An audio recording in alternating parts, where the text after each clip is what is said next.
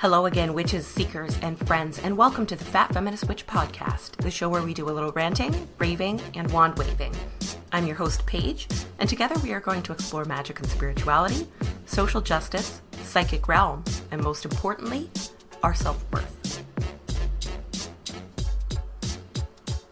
Hello everyone, and thank you for tuning in to episode 48, Fuck Witches Get Money, alternatively titled, Witch Better Have My Money. It was really hard to choose between the two. In the end, I went with the one with the swear word. I don't know why. But today we are talking about money. Not necessarily how to attract money with spells or magic, but about applying monetary value to psychic and spiritual services. Thanks to the internet, it's become easier to access these services over long distances without leaving home and for prices you're fully aware of in advance.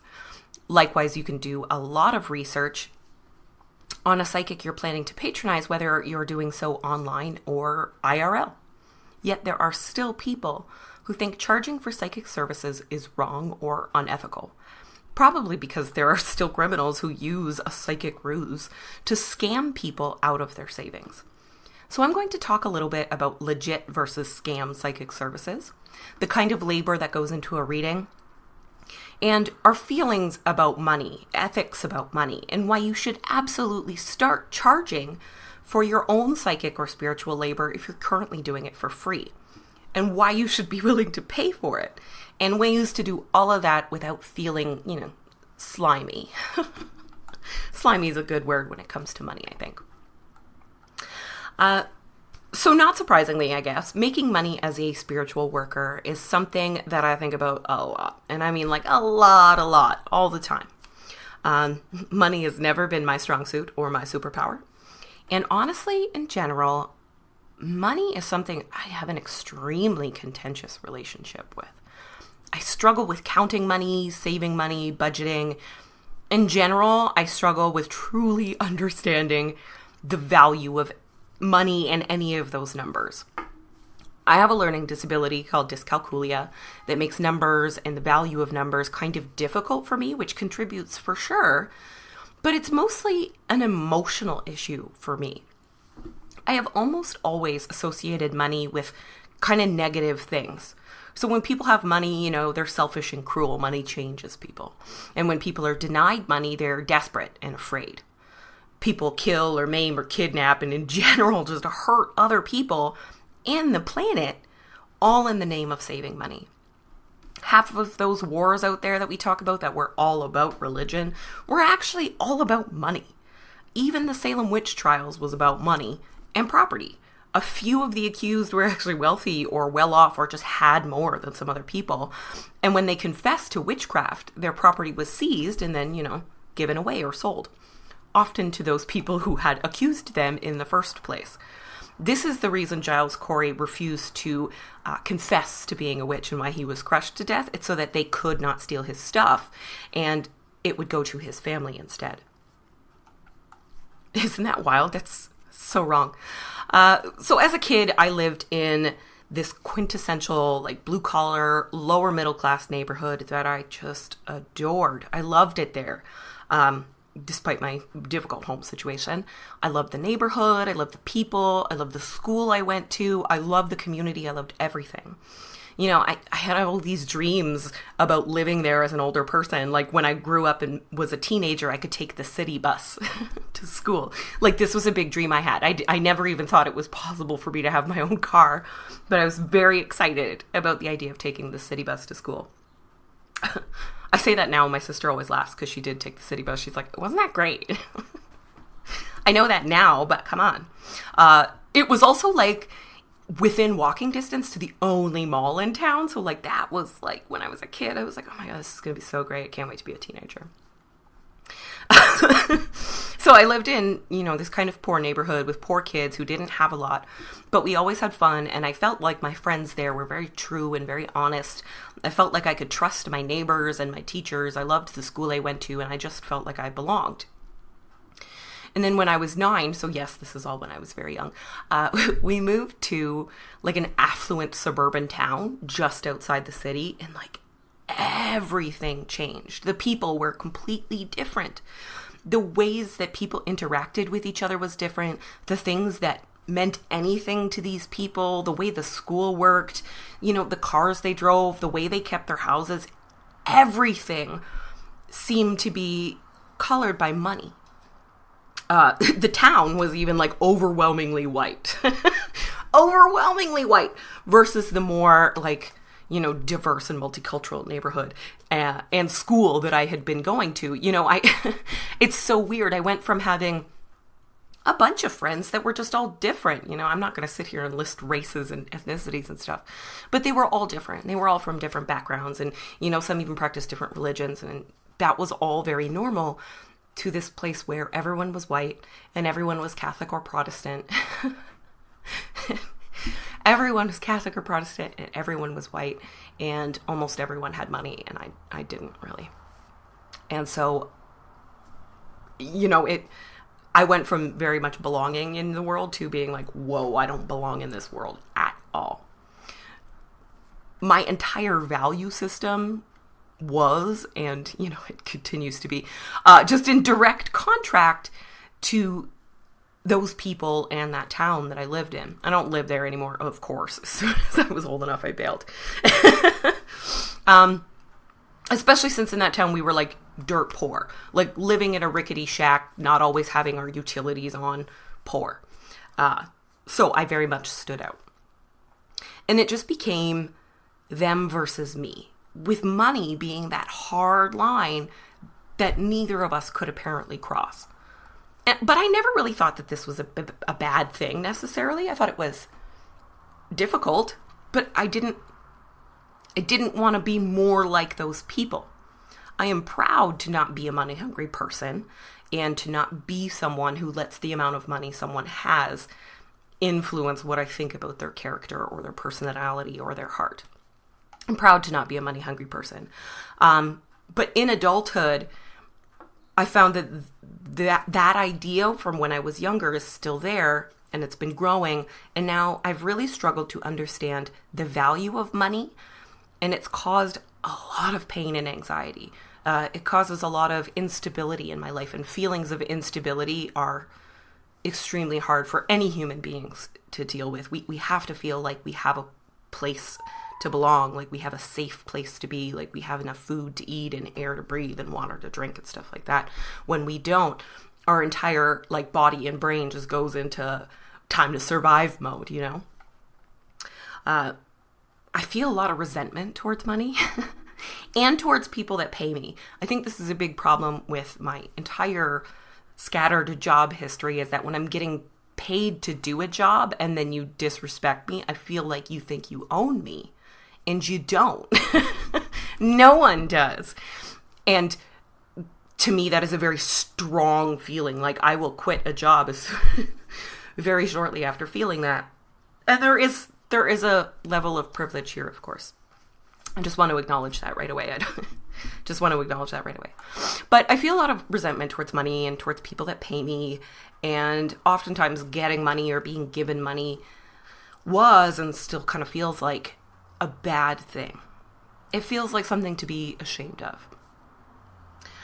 For years, I believed that if I was working towards making money or having money, or if I was asking people even to just pay me fairly, that I was betraying my values.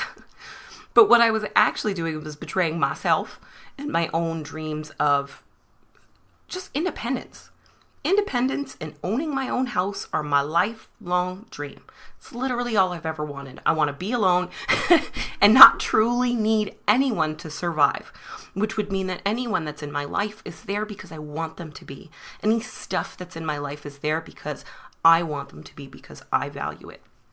To me, that is just the epitome of living that good life. And unfortunately, money is necessary to do that in this world. Very necessary. And it's quite a pain in the ass. 3.5 years into making this podcast and doing this work, I do live off of what I make. I don't have a part-time job or anything, though it's much less than minimum wage. Much less than minimum wage. I make in a month about what I would make, I think, maybe every 2 weeks at current minimum wage. Not easy. But anyways, money isn't even in the top 10 motivations I have ever had for making this podcast. You know, that's not why I started, and that's not why I kept it going. And in terms of what I personally get out of doing this work, money is probably the least valuable thing on that list, for sure. So if you're an astrology person, I know some of you astrology people are already wondering. So here's the rundown. I have Venus in Scorpio. My sun is in Capricorn in the second house, and the second house is in Sagittarius, and my Jupiter is in Pisces. I know. Idealism and emotion are my currency, but whatever, let's keep going. The truth is, if I don't get paid to do this work, I can no longer do this work. I'd have to stop. I'd have to get, multiple jobs or one incredibly awful job where I work minimum 6 days a week, 12 hours a day at a factory, like a lot of the people that live here. I wouldn't be able to do this at all. I certainly couldn't learn as much as I have in the last few years to be able to have, the content, the discussions that happen because of this podcast. You all know that starting and operating any kind of business costs money, but what about starting or continuing a spiritual journey? Does that cost money? Is it actually fair to say it costs me money to learn this spiritual path, so I should be able to get paid for that labor if I choose to? And of course it is. Of course it's fair to say that, because if you take out the fact that it's supposed to be this spiritual thing, it's a skill that you're developing. You're paying money to develop the skill. Maybe you're taking courses, maybe you're buying books, what have you. And based on that education that you've been paying for, you now have a skill that you can market as a business. And just because that skill is spiritual in nature doesn't mean anyways, there's people who think you shouldn't charge for any sort of spiritual business. You should only do that for free because it's like a gift to the world. And it's odd.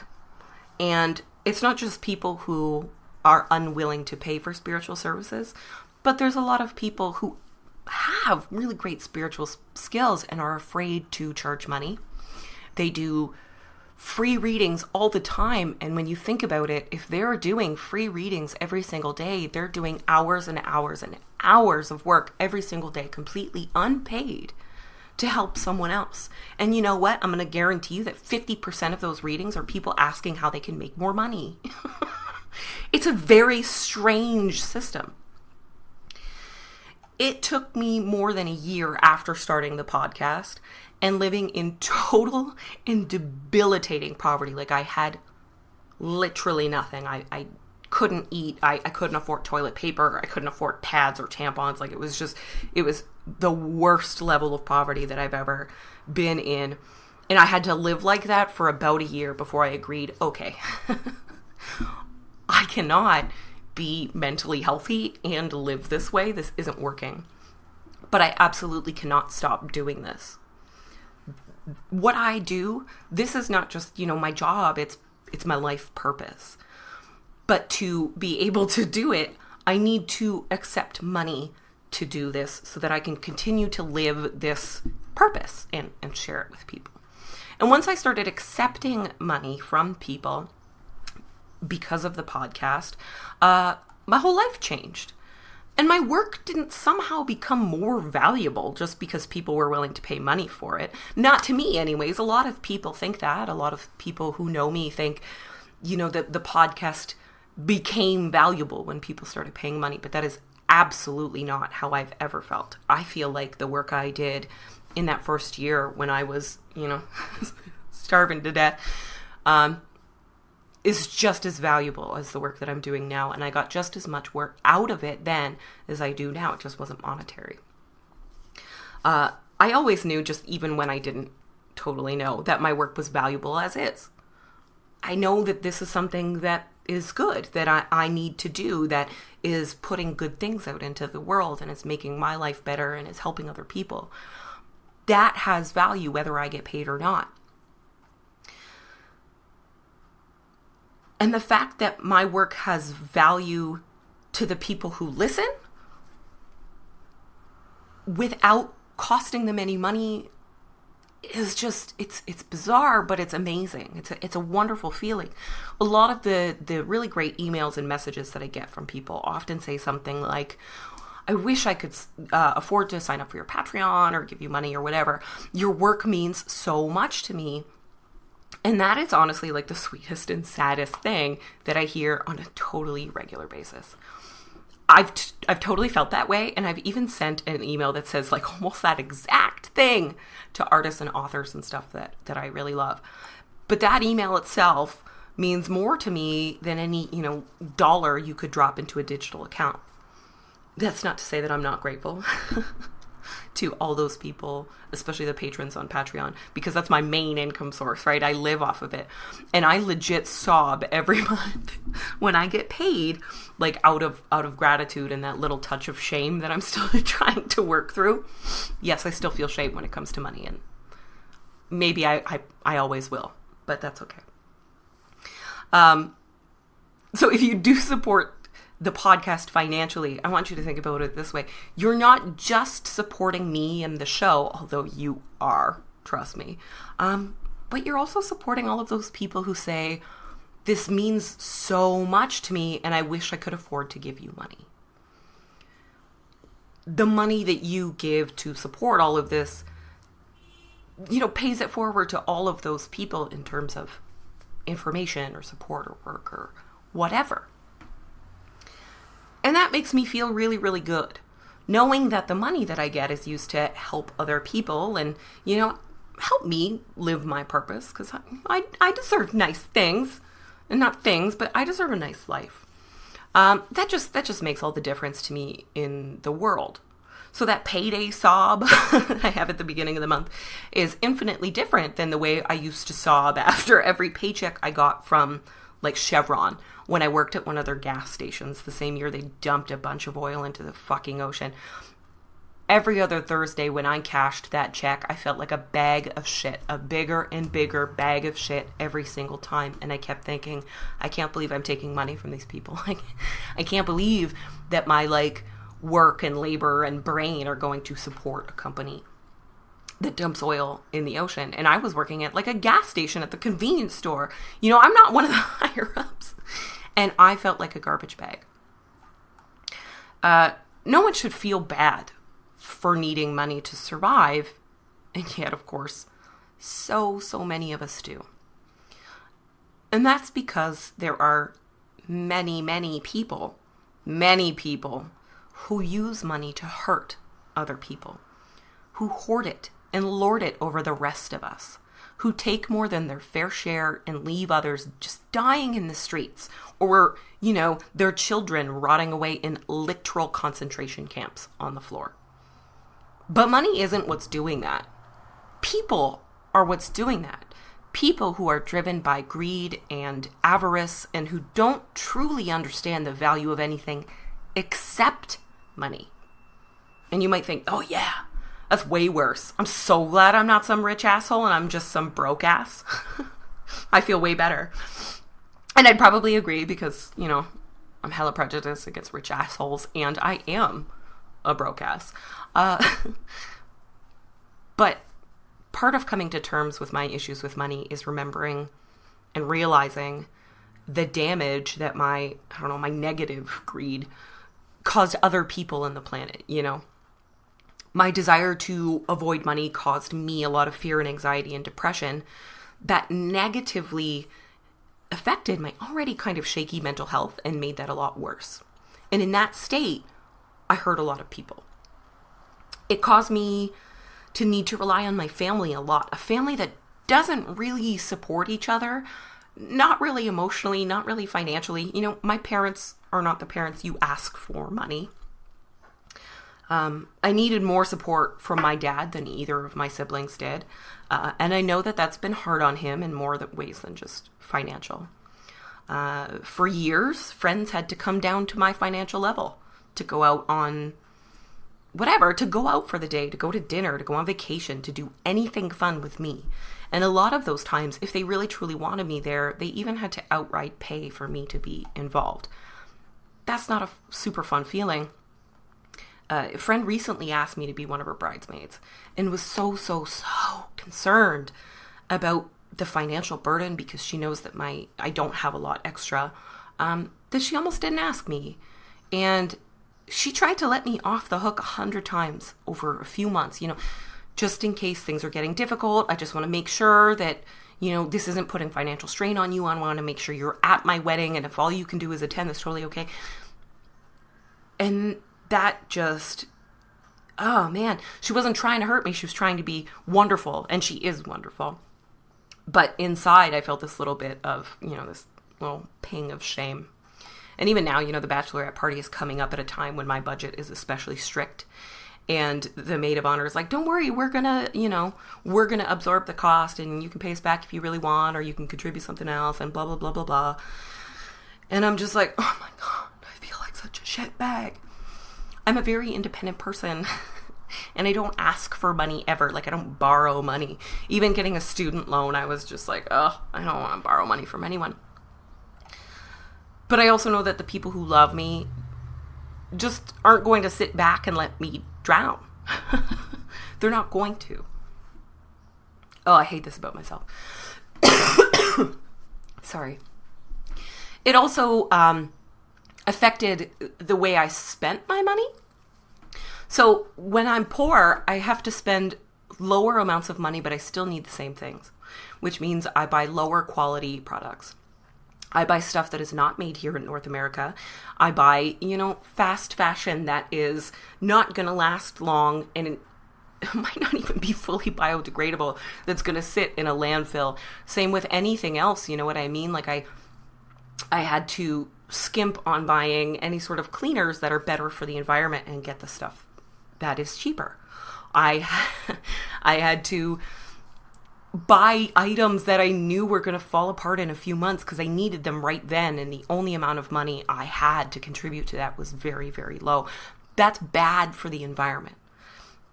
And that's not something we all need to think about. Your survival is way more important. It's another facet of how having no money and refusing to make money hurt other people and in general kind of hurt the planet. It's antithetical to who I am as a person, right? The point here with all of this is that it's all about balance. Refusing to share resources hurts people, but so does refusing to have any resources of your own, whether you're doing that consciously or not. I was not doing that consciously, of course. I'm still working on, getting myself more into the middle of that particular spectrum, but my emotional feelings about taking and having money are really one of the biggest barriers for me. There are external barriers, of course, there's always that, but I can't do anything about those so much. But how I feel and my emotional feelings about money are something that I can do. They are a barrier that I can break down for myself. Though I will say, my ability to survive and run a business on a little triple-digit number every month is something I am very proud of, but still brutal. Being poor has taught me, though, that I can be poor.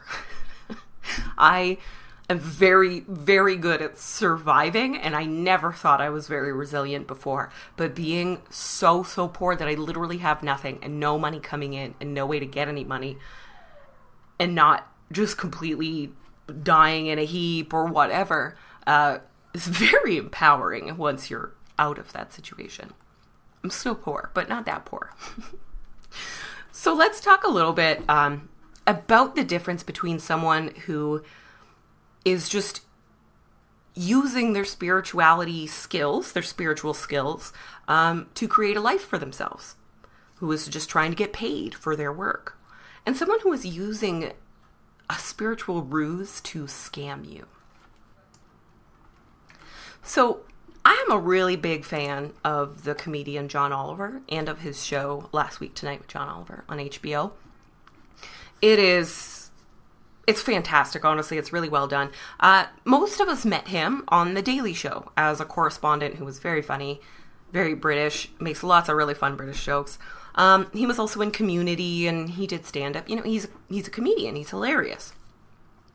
And since April 2014, John has had this show called Last Week Tonight, where he covers news items. But what he covers are some of the most controversial news items. In his very first episode, he covered the death penalty.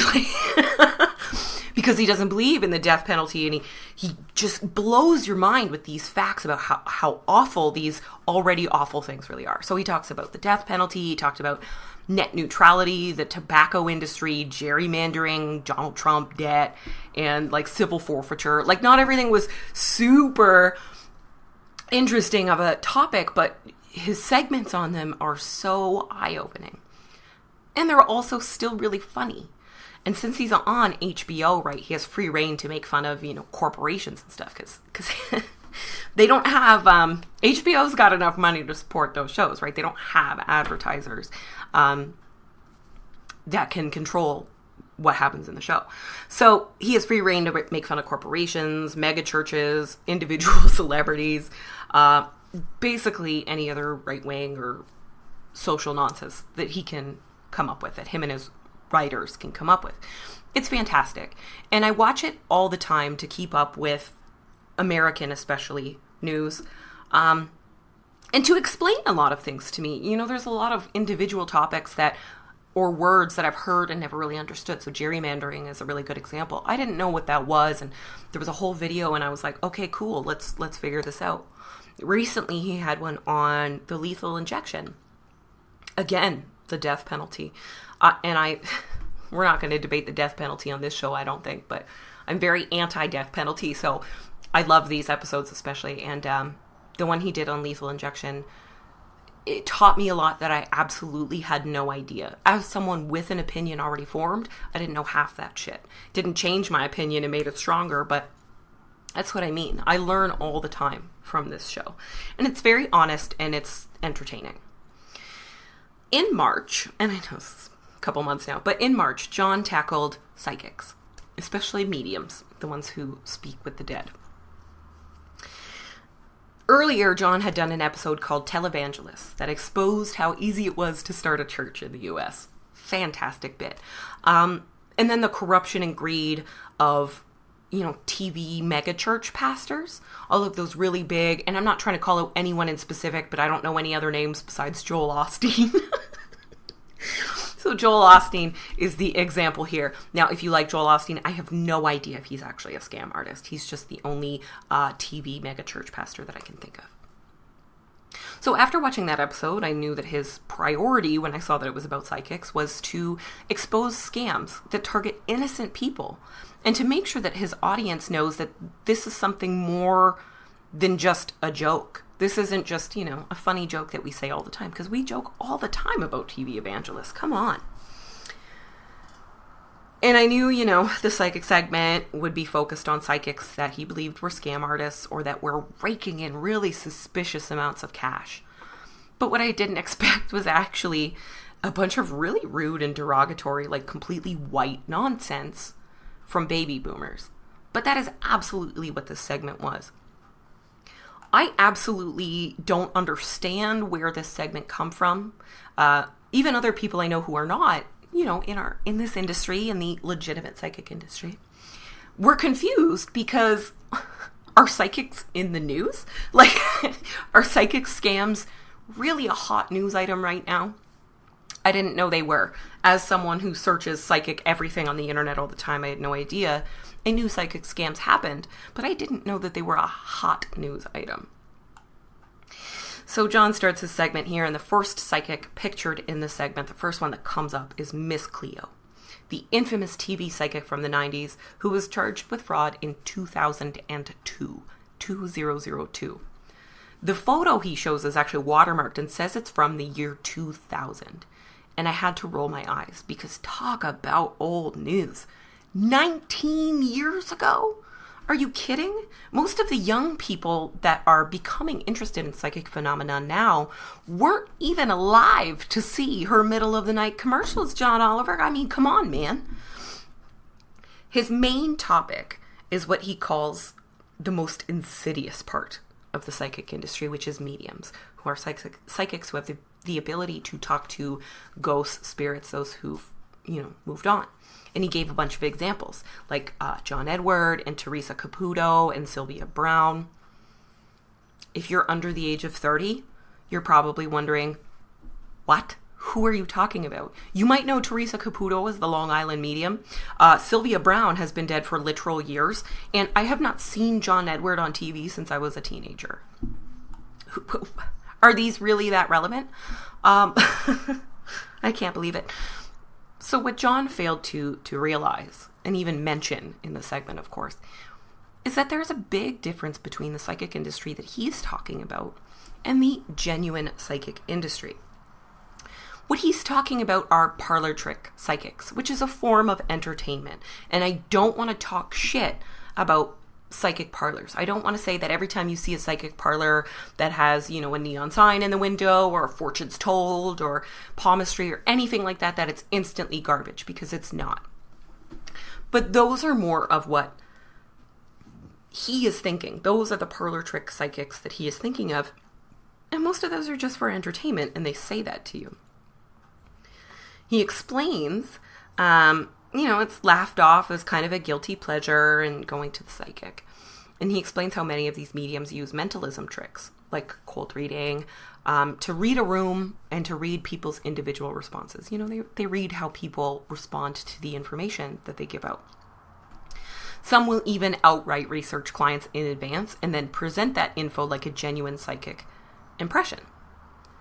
And he's right, because there absolutely are people that do this. And there are people who have been scammed out of their entire life's fortune, life savings, their home, everything by these scam artists.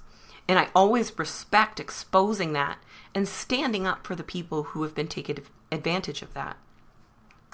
The problem that I found with his particular segment and analysis was there was zero effort on his part to differentiate between parlor trick psychics and genuine spiritual service providers and practitioners. He even joked that he didn't consult with real psychics because psychics aren't real, and anyone who claims to be psychic is lying. And I took a little bit of beef with that. Come on, John, that's rude. Rude. In his televangelist segment that I mentioned, it was the same. He was talking about televangelists who scam money out of their followers via letter campaigns and religious threats and pay money to get into heaven type crap. He also talked about how easy it was to set up a tax-exempt church and did it himself, right? He made his own little church. Super great episode. Honestly, it's one of the best segments that he has done. Being a comedian, he made the church and he called it Our Lady of Perpetual Exemption, which was great, and performed a really hilarious skit about it with Rachel Dratch from Saturday Night Live, who was fantastic, dressed up like the Long Island medium, Jersey accent, crazy long nails, and just totally, oh, sorry, that was her in the psychic one. But she was spoofing these Southern televangelists to big laughs, so she was kind of like a Tammy Faye Bakker type situation. And I laughed my butt off. I laughed my ass off at Rachel Dratch because she's amazing. She's hilarious. And she came back in the psychic episode, the psychic segment, and she was dressed like the Long Island medium with Sylvia Brown nails and just Jersey accent and everything. And it was still hilarious. I laughed all the way through the segment, even though I was mad. But the most important difference between this one and the one on the televangelists is that in that one, he clearly differentiates between televangelists and real churches and real, Christian spiritual people who do good in their communities. He never actually mocked any real Christian beliefs, just the practices of these unscrupulous scam artists. The average Christian could watch the segment and know that this guy was not disrespecting their faith, but exposing a toxic part of it. But this was not the case during the psychic segment for those who practice any sort of religion that includes psychic work or mediumship, or who work in this genuine psychic industry. Like I said, I laughed all the way through. I can take a joke. Don't think that's it. I know that there are tons of scam artist psychics out there. I know that every single psychic is not legit. I know that a lot of people use a psychic ruse to get money from people. And I personally feel offended when I hear someone has used a psychic ruse in a fraudulent manner, because fraud is wrong. Defrauding anyone is wrong in any way. And I don't care if someone believes in psychics or not. I don't. I don't care if John Oliver believes in psychics or psychic phenomenon. I don't care. Do you think everyone I know is like an open-minded witch? I'm Italian and French Canadian, y'all, and I'm part of the first generation on either side of my family to not be baptized Catholic or even at all. Like, I've had to calm down aunts and uncles because they were so sure I was going to hell because I wasn't baptized. Like, I've had to calm them down. But I do care if someone's a dick and makes fun of me to my face. And that's kind of how it felt during the segment. One thing that irritated me the most was that this was all so outdated. Who's buying tickets to John Edward shows, and where are those happening? Sylvia Browne is literally dead, and we knew she was ridiculous before she even died. And psychic parlors, I get so excited when I see one because they're kind of this novelty. You know what I mean? Like, I've been seeing them more just because the aesthetic is very cute. I love the neon signs and everything. I really want one of those psychic neon signs. But they are a novelty. And a lot of people who know anything about psychics, they're not wandering into, Madame Sylvia's mainstream psychic fortunes told flashing in neon signs. They go to a witch or a new age store or a psychic expo. They ask around, right? And then when they do that, no one in that new age store sends anyone to Madame Sylvia's parlor trick psychics. It's actually like completely separate. It's a separate industry. A lot of times if you go into a real witch shop and ask them about where to find these parlor trick psychics, they might not even know where they are. It could be right down the street and they have no idea because it's just not in their, it's not part of that world. And that really bugged me. I also noticed that every single psychic pictured or featured in the segment, outside of Miss Cleo, of course, was white, middle to upper class, and over the age of 40. The people seeking those services were also white and over the age of 40. There was no mention of a psychic industry that features tons of young people, queer people, people of color, no mention of that at all. It didn't focus on anyone who does not scam their clients. Not one single psychic who isn't a scam. Didn't focus on psychics that weren't on TV or a TV hit. Like, reality TV it's just a name. Just because it's called reality TV doesn't mean that it's actually real, y'all. You can't just take, Teresa Caputo as an example of all mediums. That's just not the way things work. And the problem with that is that, middle-class white people in their 40s aren't John's target demographic. That's not who's watching this show. Or at the very least, they're usually the ones that are kind of the butt of the joke, the Fox News crowd. Last Week Tonight has a very, very similar demographic to The Daily Show. So what you have are liberal academics in their 20s and early 30s. That's me. I'm his audience. The same demographic that is abandoning organized religion at staggering rates has become more and more open to crystals and yoga, who don't have the money to give thousands to scam artists over the phone every month. I mean, these people are still paying too much for their student loans, 10 years after they graduated. In short, the psychics he showed are not the psychics his target audience is even interacting with. So now he's made all of these sweeping generalizations about an entire spiritual movement and industry that aren't even entirely accurate and aren't relevant to the people who are watching this show. And this hurts all of those young entrepreneurs of color or who are queer or who are disabled or who are marginalized, who have found that they can use their spiritual skills to gain independence through business. Another thing that is just kind of a personal pet peeve of mine is when people act like psychics and magicians are like completely different things. Like magicians are somehow totally okay. You know, that's a respectable career, but not that there's no one who doesn't think magicians are garbage, but you know, being a magician is fine. You know who uses cold reading to make money and to entertain is magicians. Magicians do that. Oliver noted that, you know, 8 million years ago when Miss Cleo's network of psychic readings psychic readers was in operation, they brought in over $1 billion, with a cool half of that billion being profit. And this was like, you know, this hideous thing. And I'm going to say $1 billion is crazy. But what bugged me was I was like, 1 billion? Like, do you know how much money magicians have brought in? David Copperfield made $61 million last year, and his net worth is $875 million. Penn and Teller made $30 million. Chris Angel made $16 million, and David Blaine made $13.5 million.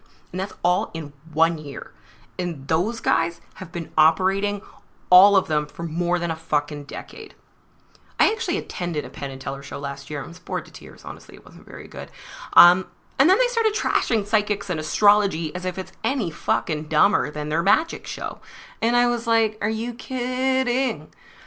They use the same methods as parlor trick psychics have been using since the days of, you know, spiritualism in Victorian times. Like, making millions of dollars, just getting as many TV shows and Vegas engagements as they can, touring for decades at a time. What the hell? Here's a fun note. Magician magic, this is an industry dominated by men that doesn't offer any sort of personal service. It's pure entertainment. It's dominated by men, and most of the ticket holders to those shows are men. Whereas the psychic industry, whether it's legit or not, these industries are mainly dominated by women. And they offer a personalized service that could be deemed a compassionate service. Magicians, no matter the size of the crowd, are in it to show off their hard-won skill and their creativity and to make money and put on a show. Which is fine. I'm not saying that I judge that, by the way. Psychics, depending on the size of the crowd and the location and the method of reading and a whole bunch of other variables, have incredibly varied motivations, ranging from making money to making a difference, to helping people, to fulfilling some sort of spiritual calling. There's nothing about either group that makes one better than the other, or isn't subject to laws that force them to explain their services or for entertainment purposes. Every single psychic you visit, whether it's in a new age shop, a psychic parlor, at a carnival or festival, or at a psychic expo, whatever, they all have to have some sort of notice somewhere that their services are for entertainment purposes only, that they cannot guarantee how true anything that they say is, and that's all because the law requires them to do that.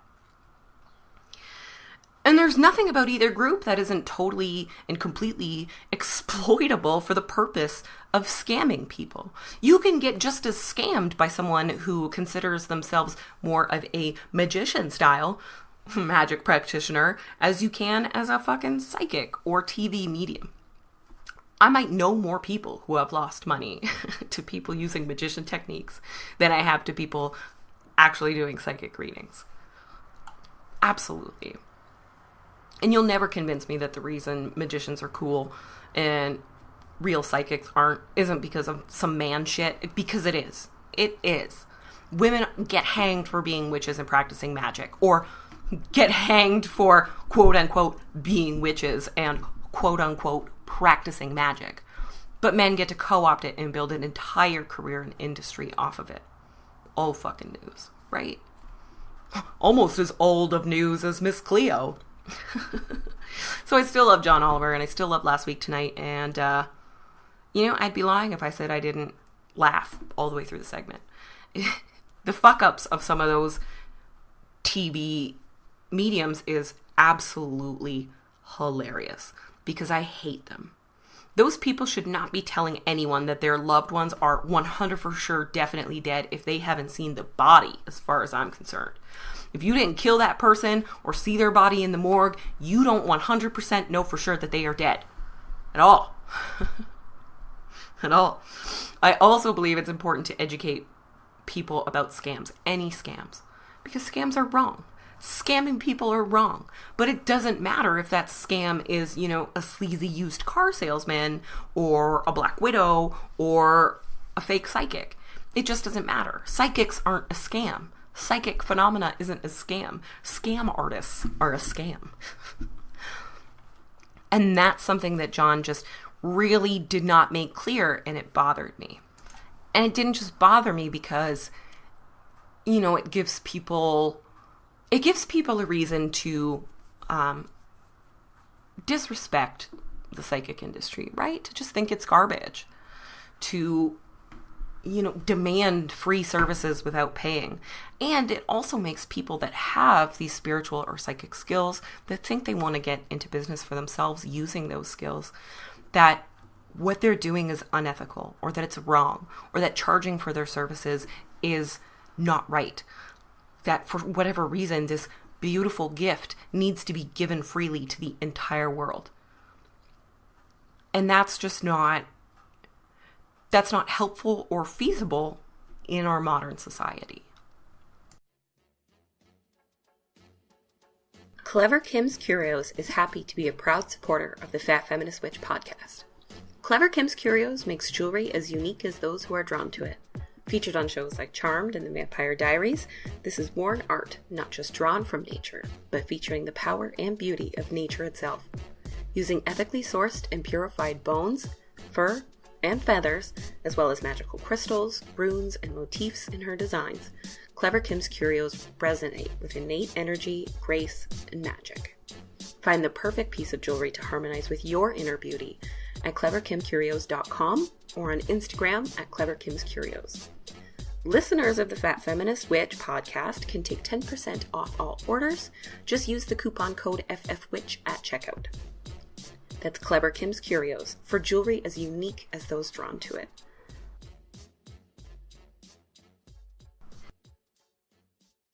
The biggest criticism, as far as I can tell, that is lobbed towards psychics and magical service providers is that they charge a high price.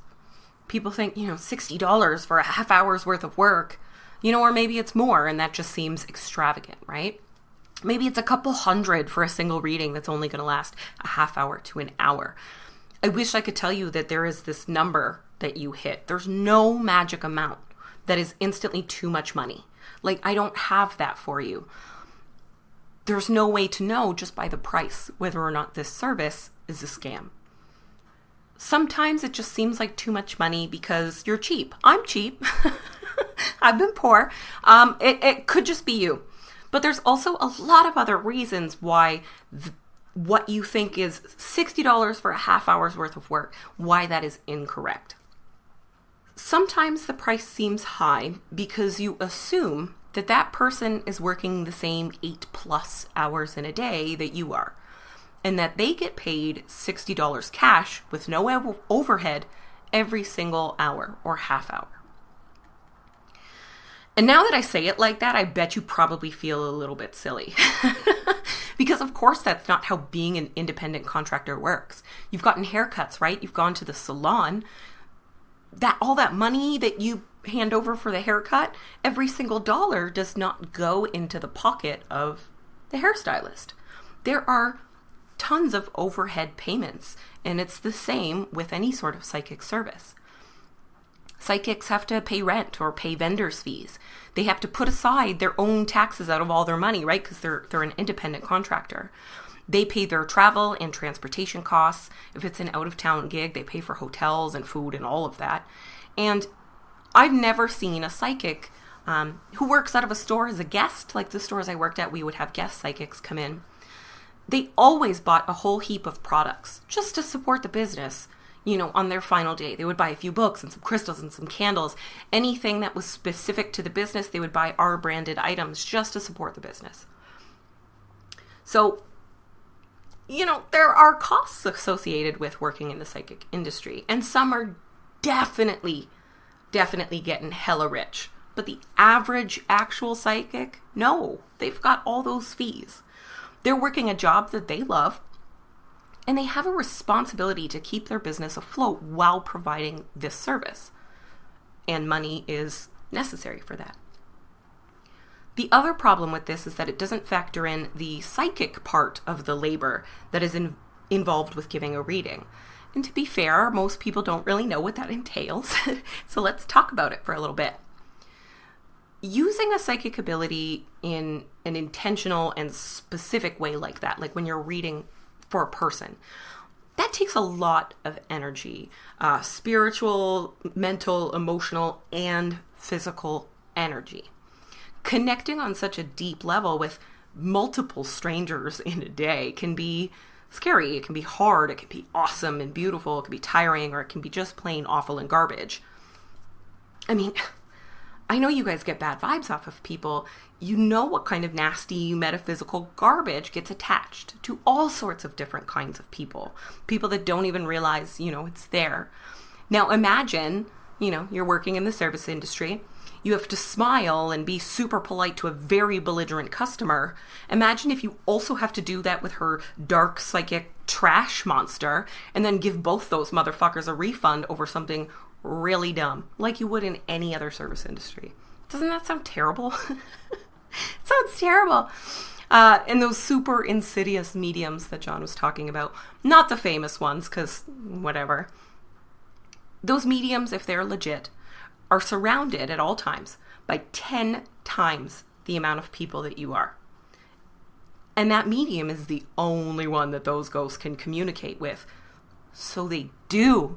They talk, they touch, they bother, they mislead, they try to trick, or maybe even they just fawn over that medium because they need to talk to somebody who can see and hear them, or they have a really important message that absolutely needs to get passed along. Legit, as someone who doesn't really like people, alive or not, this is the exact reason that mediumship sounds like one of the hardest, psychic gifts to me. I can't imagine living in a world where I'm surrounded by people all the time. And you can't make them go, you can't call the cops, you can't get them out of here. I mean, eventually you learn to work with your whatever. Eventually you figure it out, I'm sure. But that's just something you got to deal with all the time. I think I'd rather have something else awful, like psychic smelling, and have to breathe in everybody's stinky aura junk. And that would be a fair trade if it meant that I could pee alone for the rest of my life. That's hard. That's a lot of stuff, right? And even without speaking to ghosts or connecting with the dead, psychic work takes a lot. It takes energy, it takes focus, it takes time, and a lot of times it takes prep. Psychics are responsible for their table and their display. They're responsible for adjusting their tone and behavior for every individual customer. They often care about each one of those people that comes through, even if it's just for that amount of time, and that takes a lot. Online readers have all of that work, and then all of the work of building an online business, along with trying to get the information from this person via long distance methods. Without ever meeting this person or ever getting a feel for their vibe in actual person. And that is a lot of work. Like I said, I don't love being with people. So I personally prefer doing long distance tarot readings because, for hours before I even sit down to pull a single card, I can concentrate on that person. I can concentrate on their vibe, get a good handle for who they are.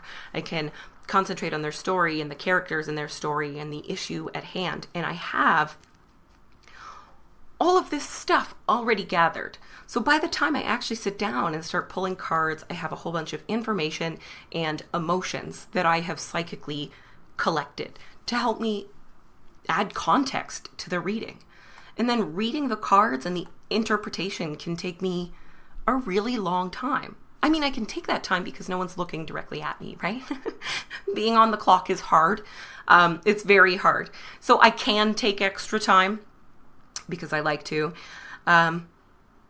But that takes a lot of extra time. Like, that can even take me a couple of hours. And I mean, not to blow my own horn, but I think my readings are pretty dope. I definitely see the value of taking all that time.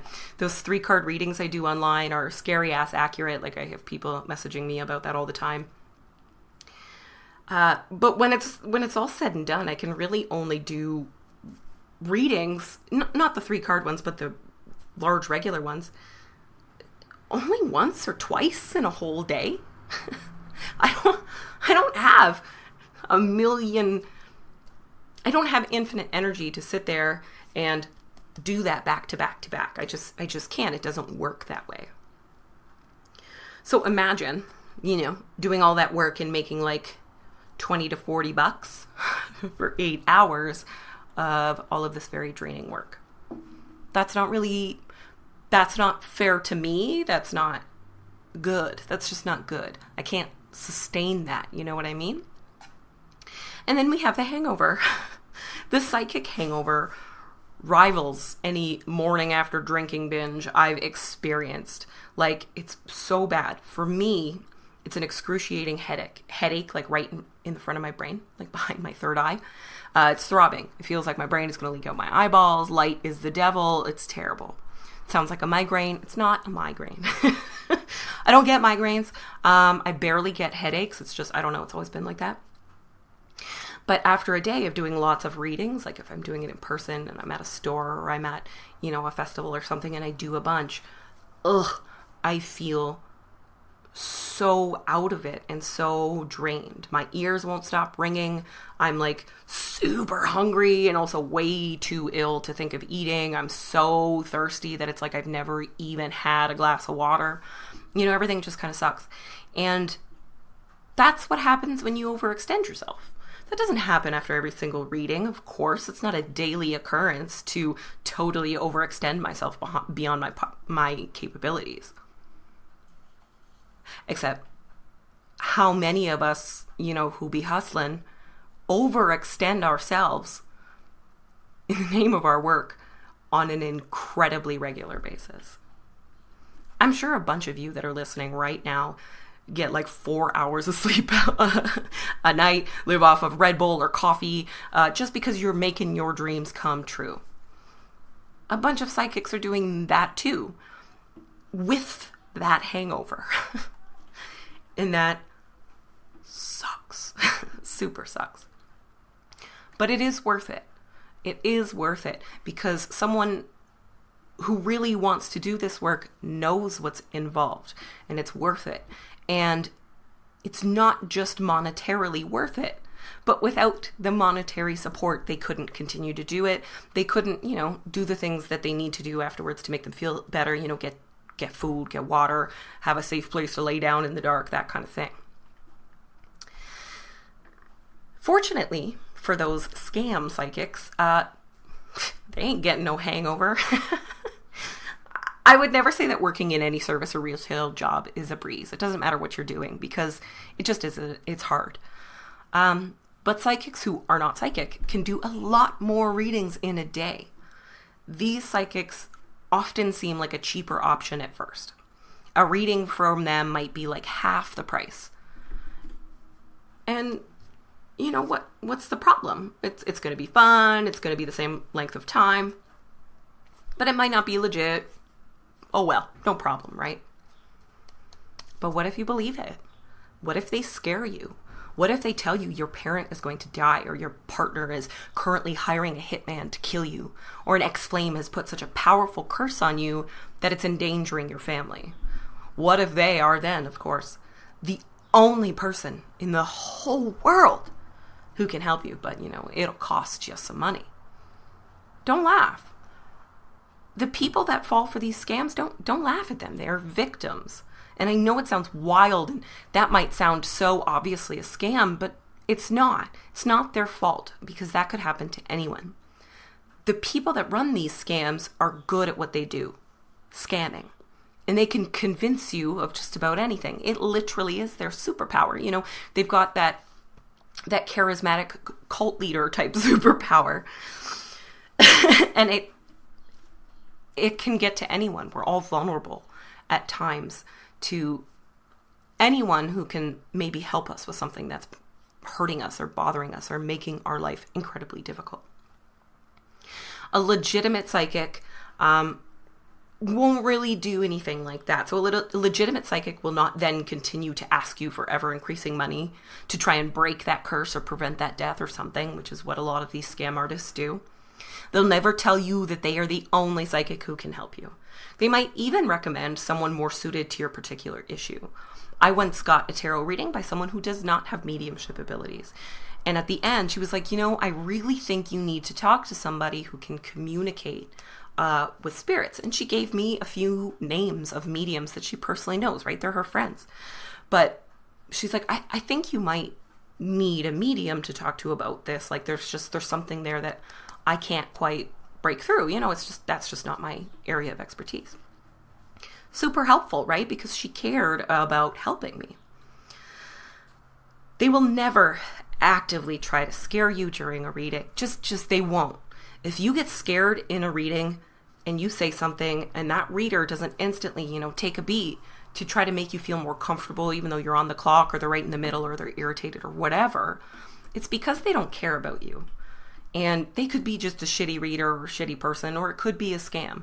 But if you get really scared during a reading and you're like, whoa, I need you to hold up, and they don't, get out of there. That's no good. That is not a good place to be. That is not a good reading. That person doesn't care about you. And in my opinion, like I said earlier, any psychic that tells you that they know 100% for certain that a person is dead better have seen that body or committed the crime themselves. Because there's just no way.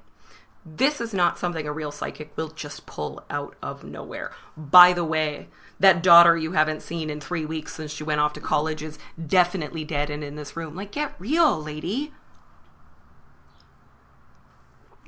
But people do that. Sylvia Browne pulled that fucking shit all the time. She constantly told people that their loved ones were dead, and they were not. Do not trust that particular statement.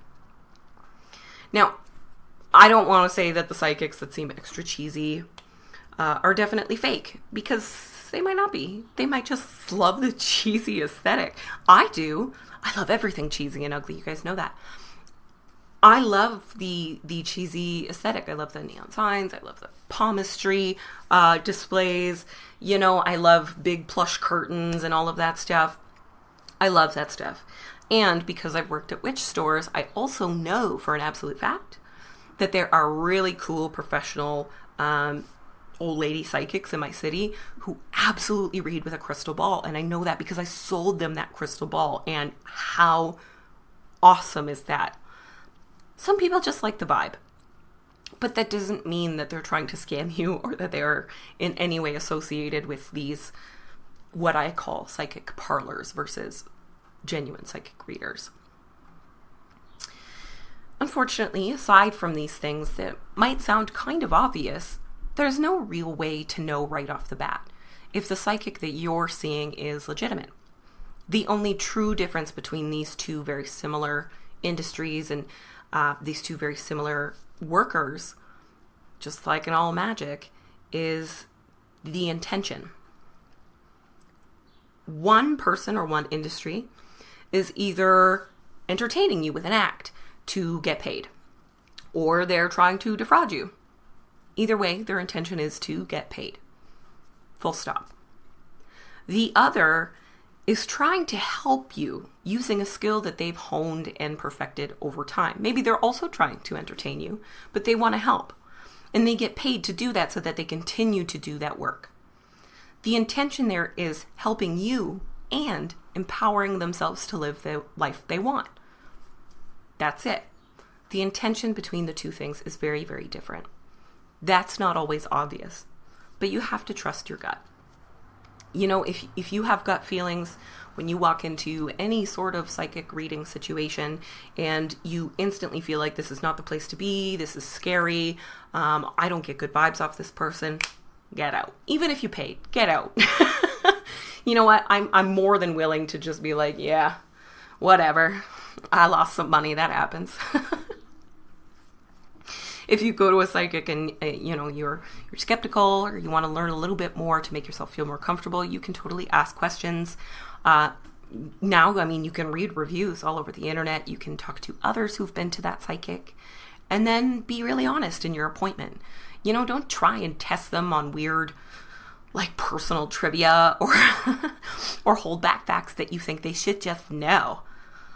And know that there's always a possibility that this experience could be a waste of your money. But that doesn't necessarily mean it's a scam. I've totally paid for readings by psychics and readers who seemed awesome, and they were really nice people. But the reading itself just was not helpful. The information wasn't right, or it wasn't delivered the right way, or just whatever. I don't instantly feel scammed when that happens, like, give me my $60 back. I feel like, well, okay, there's two ways that could have gone, and it went the way I wouldn't prefer. Shit happens. I still like the experience of having my cards read, even when the reading sucks. Honestly, I do. It's like how some people love to sit back and get their nails done or get a haircut, and it's just absolute euphoria to have this other person pampering you a little bit. It's a treat. It's a treat. You get to do something for yourself. You get to support an entrepreneur, especially those from marginalized groups, like I mentioned earlier in the episode. And, it's a treat to just see someone work, to see a psychic do what they do. I might not have gotten what I wanted necessarily, but I don't consider any of my money wasted, and I don't consider myself scammed. It's just, it could always happen. It could always happen that you're not happy with the service you got. You can totally complain if you want, and maybe you have good cause to complain, and every business will deal with that differently. But you don't instantly have to feel like you were scammed just because the reading wasn't exactly what you wanted or even what you needed. Now, if you are a spiritual person, kind of like I am, who has any sort of psychic ability, if you read tarot cards or you're a medium or whatever, and you think, yeah, I want to start providing this as a service to others, not just reading my own tarot cards, right? I'm going to read other people's tarot cards and I'm going to help. There are a lot of people that will read cards for free, and not just for friends. They offer this service totally free of charge. And that's great. If you know one of those people, hit that up. But I want you to remember all of that stuff I said before about how my negative greed negatively impacted the people in my life, right? I was so not greedy that I was greedy. I was so not greedy that I just needed more from people, and I didn't really expect them to do anything for me, but they really felt that. They felt like they were obligated to help. You don't want to be that person. If you have a family and a job and you like doing the readings and you want to do it for free because you want to help people, that's awesome. But when the readings start taking over, hanging out with your family, picking up your kids from school, getting to your paying job, getting the groceries done, when those free readings start to impede your life and start to negatively impact, like, your friends, your family, your coworkers, what you're doing there is a disservice to all of you. And the way to correct that is not to just stop giving readings. It's to make sure that you are either putting up the right boundaries to only read for certain amounts of time, making sure that it works within your schedule, still putting yourself and your family and everything like that first, or you need to charge money, and it needs to become your job, and it needs to help support your life and your lifestyle. And that's just it. You can't, spiritual work that makes your life less good sort of defeats the purpose as far as I'm concerned. Oh my goodness. The witch that I am today would absolutely not exist if I didn't get paid for doing this work. I would be, 3 years behind. I wouldn't have access to the books and the materials that I do. I wouldn't have access to the other witches that I do that I can talk to, because I got that through doing this work. And sometimes doing this work costs money. I pay for hosting. I pay for new tarot decks. I pay for the books to teach me how to use that stuff. I pay for pendulums. I pay for space and time. I pay vendors' fees. I pay blah, blah, blah, blah, blah, blah, blah, blah, blah. And if I was paying all of that money from the money I don't have and not getting anything in return, I would have to stop doing this. And for someone who feels like they're doing this kind of work because it puts something good out into the world and it helps people, and you want to be of service in a way that you can, that you have skills, that's just not... That's not an option. It's not an option so much to stop. Like I said, this work is my life's purpose, and I know a lot of people, once they, discover or start exploring their spirituality, it's like there's this thread, unbreakable thread. You cannot stop living that and studying that and immersing yourself in that. It's very hard. And if you feel like you can use your psychic gifts to help somebody and you feel like you have to help those people, you're going to. And that's where it becomes exploitative on the readers, these psychics. Anytime you see someone giving away free individual readings, if they say it's free or you can pay me what you want, for the love of God, put $1. If it's all you have, put $1 in there. Give them a little something. What you're doing there, much like the people who support my podcast. I love my little, shameless self-promotion.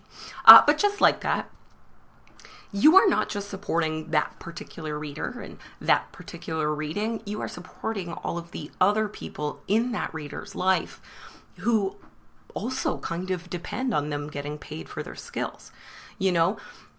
Because you gave them a little bit of money for the reading, they didn't have to take a whole bunch of extra time or to get the money to buy the groceries this week.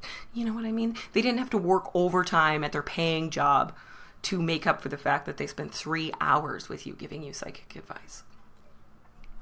They get to play with their kids a little bit because you gave them some money, so they don't have to work so much this week. That means something. That is a very good way to use your money and think of where you put your money. Perfectly in keeping for the theme of today's show, which is fuck witches, get money, right? I'm sure many of you noticed that in the middle of the episode, there was a little advertisement. I'm so excited about that ad. So I just want to thank Kim again, from Clever Kim's Curios. I've been thanking her, to herself. But I've been thanking her because I'm very, very excited to be able to advertise an actual witchy practitioner who sells witchy items that are really, really cool, really gorgeous, and just have really, really good energy to them already. I'm really excited to be able to advertise that. And I hope, especially after listening to this episode, that you guys will check out her website and buy some stuff. Like I said in the commercial, you get a little discount if you use my coupon code. Cool, right? If you have a business and you want to advertise on the Fat Feminist Witch, you can go to advertisecast.com/fatfeministwitch and check out the prices there and the plans that I have. That's exactly what Kim did. So thank you so much, Kim. And thank you to everyone who goes and checks her business out after this. I think that was everything that I had planned to say today. And I hope that I got my message across, that you don't have to feel bad about getting paid for your spiritual services, because getting paid enables you to be that awesome person that the other people in your life depend on, that the planet depends on. You're able to be a better version of yourself because that's just one less thing that you have to be concerned about. One less thing that you have to be tired over, that you have to be stressed over, that you have to, take more important emotional time out of, to deal with. So I hope this convinces you that you and your work are worth being paid, because you are. That's right. We all are, friends. That's right. Super fun. So thank you so much for tuning in to the Fat Feminist Witch podcast for today. If you want to find out more about me or more about any of the topics I discussed here, you can go to thefatfeministwitch.com. Check out everything there. You can visit me on Facebook, Instagram, Twitter, and Pinterest by searching the Fat Feminist Witch. And if you want to financially support the Fat Feminist Witch, you can, of course, choose to advertise through the show. You can go to my website and click the little button that says Buy Me a Coffee, or you can click the little button that says Become a Patron. And for $10 a month, you can join my other Patreon subscribers in my private group, which I call the Witch and Bitch. Like a stitch and bitch, but with witches. And in there, we do live meetups. We read a featured book. We deal with featured subjects, and we learn about stuff all together. There's just lots of extra content, and a lot of the stuff that we do in the group really influences the episodes that I put out later, and the books that I read, and the topics I study. So joining the group is a really good way to, make sure the stuff that you care about is being heard here on the Fat Feminist Witch. I hope you all have a beautiful weekend. There's a long weekend coming here because Canada Day is on Monday, and then Independence Day is coming up, 3 days after that for the rest of you.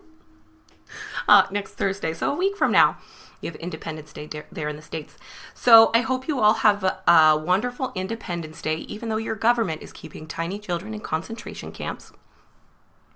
And I hope all of us Canadians have a very wonderful Canada Day, despite the fact that our government consistently lies about giving a shit about Indigenous peoples and is building a pipeline through their country. Yeah, that's about as positive as I can be. I tried really hard to even sound that festive.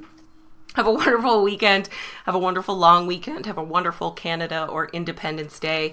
And going forward, I hope you all remember to, fuck witches, get money.